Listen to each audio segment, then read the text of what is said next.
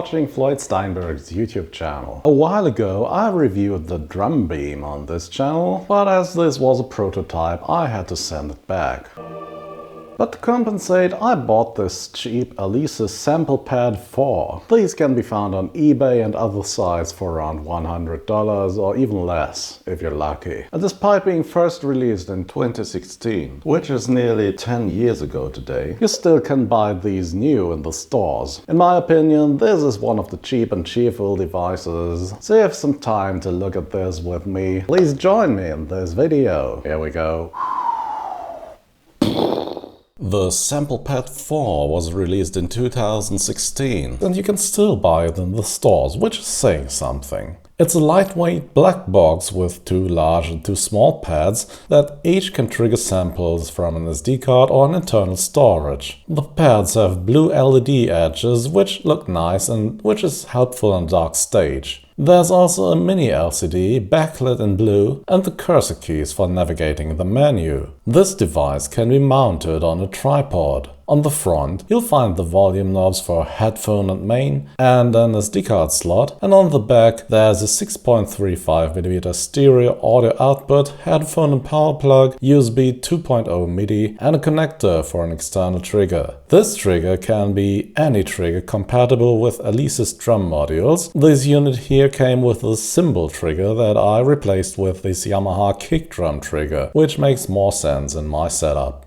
If you buy these pads used, they most likely will not come with the original SD card. But on Alesis webpage you can download the original samples, so let's do that and place all the samples we need in the root directory of the SD card. The maximum size here is 32 GB, which is more than enough for the maximum of 512 samples that can be sized up to 14 MB per kit, which are roughly 80 seconds of stereo audio per kit, which should be enough for most drum kits. Let's turn this on. With the left and right keys, you can now easily navigate from one sample kit to another. The first thing I did was replacing the old SD card with a new one. The best thing the Samplepad 4 can handle is a Type 10 SDHC card up to 32 GB. File system format has to be FAT32. Doing that might shave off 1 or 2 seconds from the incredibly slow loading times. Here's a comparison showing the new SD card performing ever so slightly better. Let's create a drum kit. I've placed a couple of bass and snare drum and hi-hat samples on my SD card for this.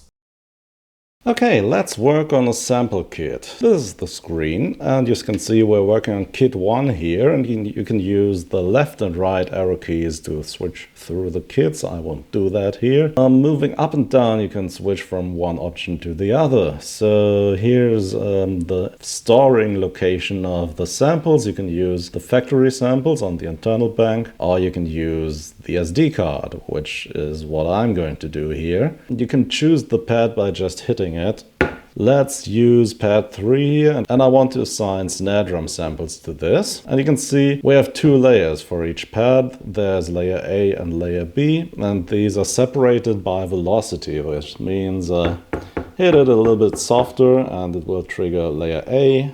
Hit it a little bit harder for layer B. So you can have a little bit of expression here. Okay, layer A. And I want to have a snare drum. I've uploaded some samples previously. Scroll through the list here with the arrow keys and I've stored them somewhere down the line here. Here it is.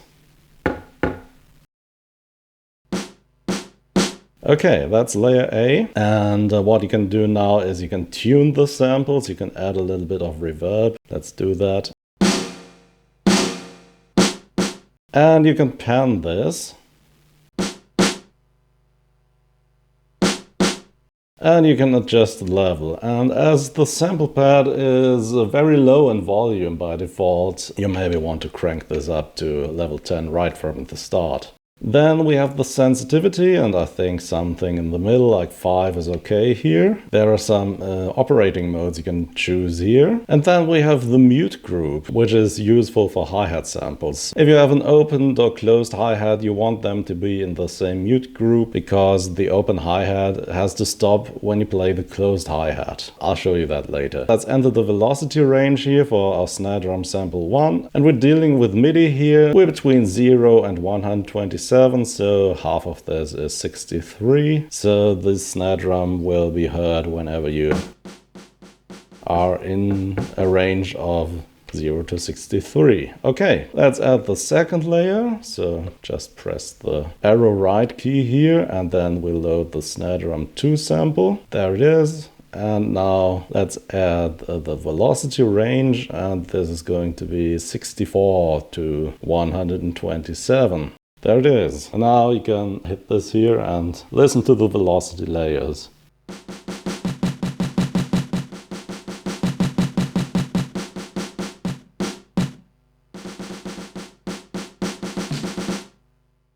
Here you can hear the open and the closed hi-hat on the same mute group. Playing the closed hi-hat ends the open hi-hat sound. The 2 big pads have a usable amount of rebound. That means dropping the drumstick onto it will make it bounce back, which can be used for playing shuffle rhythms.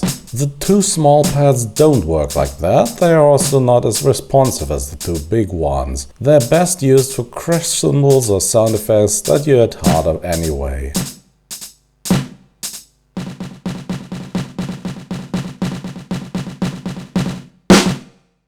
As I mentioned earlier, the Samplepad 4 can also be a MIDI device. Plug it into a MIDI USB device for both MIDI in and out. Here I'm using it to trigger the MPC-1's drum plugin. Each pad can be assigned 1 MIDI note.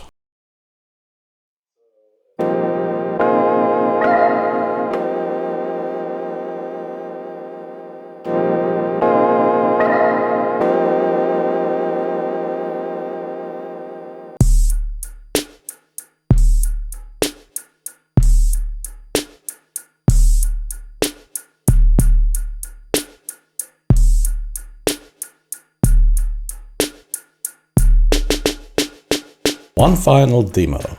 Here I loaded a couple of hang drum samples into the Samplepad 4 and sent them through my pedal board.